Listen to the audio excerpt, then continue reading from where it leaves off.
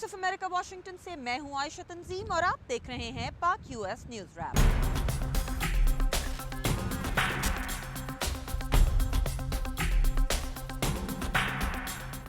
अमरीकी और पाकिस्तानी वज़ीर ख़ारजा की इस हफ्ते लंदन में मुलाकात हुई। ताल्लुकात की बहाली के लिए पार्लिमानी रिव्यू के एहतराम मगर फौरी तौर पर काउंटर टेररिज्म और अफगानिस्तान पर ताउन दोबारा शुरू करने पर जोर दिया गया। हिना रबानी खर ने लंदन में पाक अमरीका ताल्लुकात की बहाली की शराइत बयान की।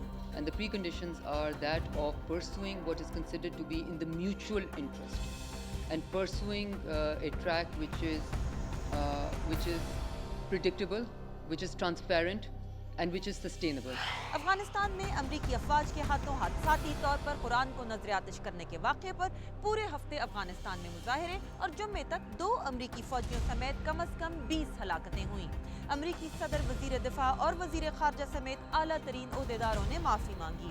कांग्रेसमैन क्रिस वैन हॉलन ने वॉइस ऑफ अमेरिका को एक खुसूसी इंटरव्यू में इस बारे में बताया, This was unintentional. There was no intent to try to show any kind of disrespect to Islam, that this was a mistake.